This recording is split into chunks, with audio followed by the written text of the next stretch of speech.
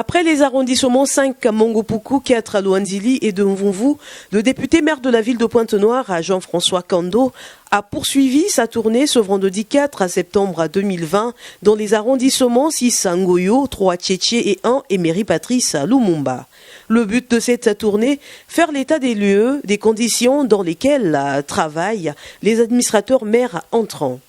Ngoyo, première étape de cette deuxième journée. Ici, l'administrateur maire de cet arrondissement a briefé de façon générale au maire de la ville de Pointe-Noire les doléances de son administration. Suivi de la présentation de tous les services que regorge la mairie de Ngoyo. Afin de lutter contre la propagation de la pandémie à Covid-19, le député maire de la ville de Pointe-Noire, Jean-François Kando, a procédé à la remise symbolique des cubiténaires qui serviront aux citoyens de Ngoyo de laver les mains à l'entrée du marché. Pour mieux toucher du doigt la réalité des doléances évoquées, une visite a été effectuée à la case communautaire Moise, Angeno, à l'école primaire de Côte-Matev, le chantier de construction des caniveaux sur la route nationale numéro 4 à marché Côte-Matev, le siège de l'arrondissement en construction en passant par la visite de l'avenue des Caravanes. À l'arrondissement 3 Tchétché, l'échange avec l'administrateur maire Jean-Romuald Tikombu était au centre. D'ailleurs, pour immortaliser son passage, Jean-François Kando a laissé son message dans le livre d'or de cet arrondissement. La visite et la remise symbolique, comme dans d'autres arrondissements, ont été la chute de cette virée à Tchétché. Le clou de cette descente, l'arrondissement 1 Emery Patrice Lumumba. Ici, le schéma est le même. Échange, visite des lieux et la remise des cubiténaires. Au sorti de cette tournée, Jean-François Kando a évoqué le sens de cette tournée dans les arrondissements. Je voudrais vous rappeler que il y a quelques semaines de cela, le président de la République a cru bon de nommer à la tête des arrondissements de Pointe-Noire des nouveaux maires d'arrondissement. Et ces nouveaux maires d'arrondissement ont pris leurs fonctions. Et comme vous le savez, le décret 2003-20 du 6 février 2003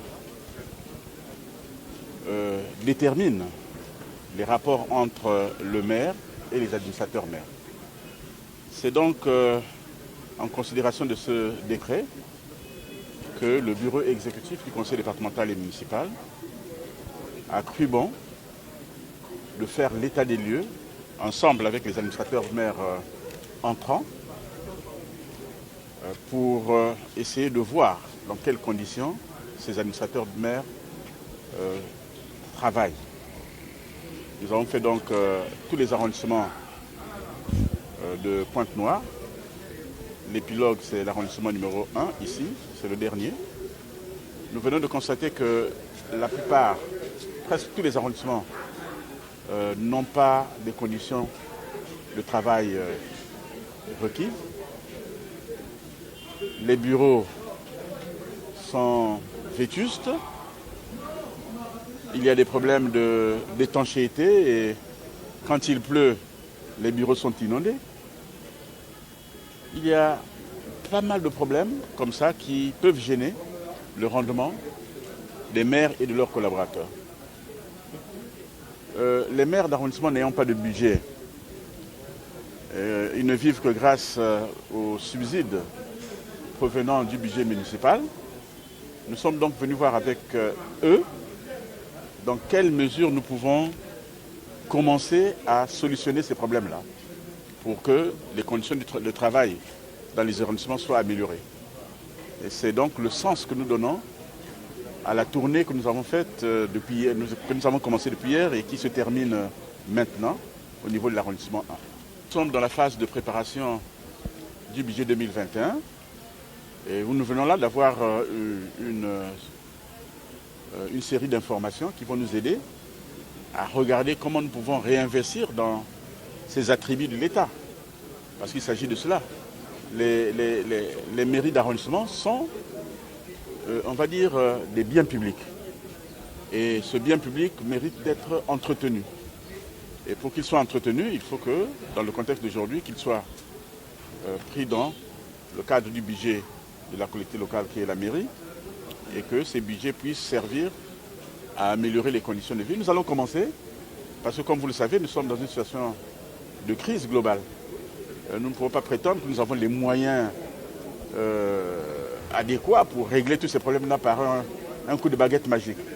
Mais nous allons commencer à régler progressivement ces problèmes-là jusqu'à ce que nous puissions les régler de façon définitive. Donc voilà un peu la décision que nous avons prise en bureau exécutif et que nous voulons véritablement mettre en œuvre. Mais à côté de cela, nous avons, comme vous avez vu, fait don de cubiténaires aux mairies d'arrondissement. Ceci rentrant dans le contexte d'aujourd'hui, le contexte sanitaire. Comme vous savez, le gouvernement de la République a édicté certaines mesures barrières qu'il faut à tout prix faire respecter. Et nous avons pensé que les zones de grande concentration humaine du genre marché, centre de santé intégré, école publique, pouvaient faire l'objet de dons en cubiténaires pour que tout ce qui rentre dans ces établissements ou dans ces marchés puisse se laver les mains avant d'y entrer. Cela pourrait réduire de façon significative le risque de contamination et de propagation de la pandémie. Rappelons que cette tournée avait démarré le 3 septembre 2020.